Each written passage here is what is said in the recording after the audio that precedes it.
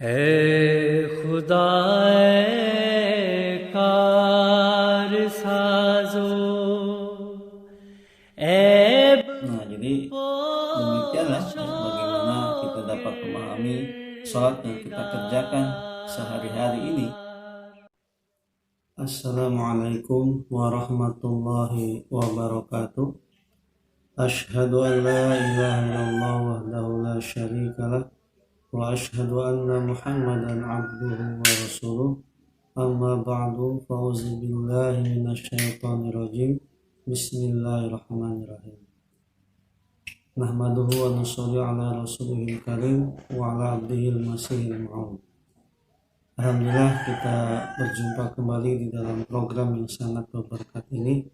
Mudah-mudahan Allah subhanahu wa ta'ala memberikan kita semua taufik, hidayah, nikmat iman dan juga nikmat sehat, sehingga bisa terus melaksanakan aktivitas, baik itu hubungan kita dengan Allah Ta'ala maupun hubungan kita dengan sesama manusia. Di dalam kesempatan kali ini, insya Allah Ta'ala saya akan menyampaikan tentang keutamaan sholat. Sebagaimana di dalam Al-Quranul Karim, Allah Subhanahu wa Ta'ala berfirman dalam surah Al-Ankabut ayat ke-46. Allah Ta'ala berfirman, A'udzubillahi minasyaitonirrajim, Inna sholata tanha 'anil fahsya'i wal munkar. Yang artinya sesungguhnya sholat itu dapat mencegah dari perbuatan keji dan munkar. Kalau kita perhatikan ya, ayat ini menjelaskan bahwa sholat dapat menjauhkan kita, sholat dapat menghindarkan kita dari segala macam perbuatan-perbuatan keji dan munkar. Ya, dengan catatan sholat yang kita lakukan, sholat yang kita dirikan adalah lillahi ta'ala, semata-mata kita mengharapkan keridhaan, ya, kita mengharapkan pahala ataupun ganjaran Allah Ta'ala semata, bukan mengharapkan pujian, bukan mengharapkan ria dari orang lain.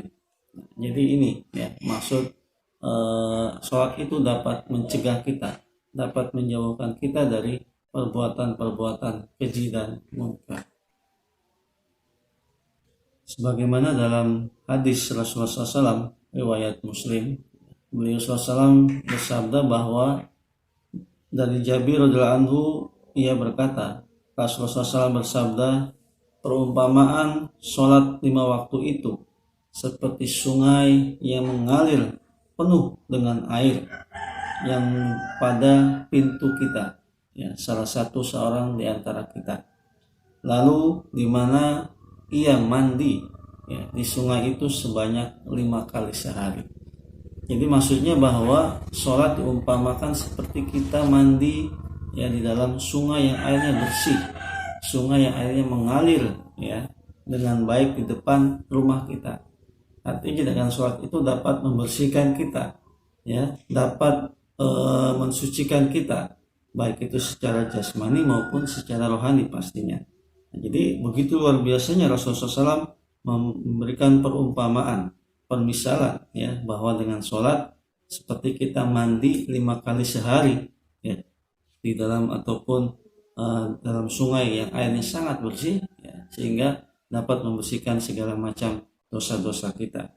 Begitu juga dalam hadis yang lain, Rasulullah SAW menyampaikan bahwa dalam riwayat Bukhari dan Muslim, ya, sholat yang dilakukan ataupun yang didirikan secara berjamaah lebih besar pahalanya 27 derajat daripada sholat sendirian. Jadi dengan sholat ya kita pun mendapatkan tambahan ganjaran, tambahan pahala dari Allah Ta'ala.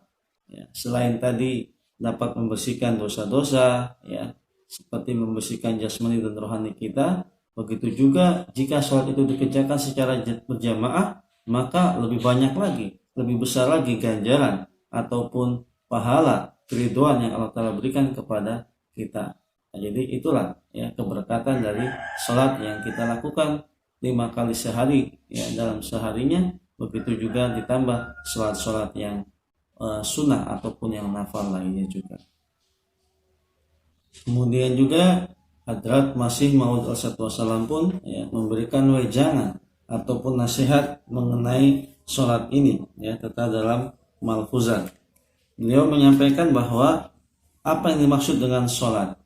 Sholat sebenarnya adalah memanjatkan doa kepada Tuhan yang Maha Mulia, dan tanpa itu manusia tidak bisa hidup, serta tidak dapat meraih sarana kesehatan dan kebahagiaan. Tatkala Allah melimpahkan karunia-Nya, maka pada saat itu manusia akan memperoleh kenikmatan dan ketentraman yang hakiki. Sejak saat itu, manusia akan mulai merasakan kelezatan dan kenikmatan dalam sholat, seperti halnya kenikmatan yang diperoleh ketika menyantap makanan. Demikianlah kelezatan yang dirasakan dalam merintih dan menangis, dan kondisi saat sholat ini pun akan timbul. Sebelum timbulnya kondisi kelezatan itu, sama halnya seperti memakan obat yang pahit supaya sehat kembali. Demikian pula lah, tetap mengerjakan sholat dan tetap memanjatkan doa walau tanpa diiringi kelezatan adalah sangat penting. Dalam kondisi hampa dari kelezatan itu, kalian harus berasumsi bahwa dengan itu akan timbul kelezatan dan kenikmatan. Jadi beliau alaihissalam menyampaikan bahwa sholat itu ya seperti kita dapat merasakan banyak kelezatan, kenikmatan. Kalaupun itu tidak dirasakan, ya anggap saja kita seperti minum obat, ya rasanya pahit tetapi dapat menyembuhkan penyakit kita. Begitu juga dengan sholat, walaupun kita belum merasakan kelezatan, kenikmatan dari sholat itu, tetapi teruslah lakukan, teruslah dawamkan sholat itu, ya, dan perbanyaklah berdoa, berintih dan menangis kepada Allah agar kita mengerjakan sholat itu tidak sia-sia. Kita dapat merasakan nikmatnya, lezatnya, dan pasti merasakan manfaatnya. Jadi itu ya, beliau alaihissalam memberikan nasihat seperti itu.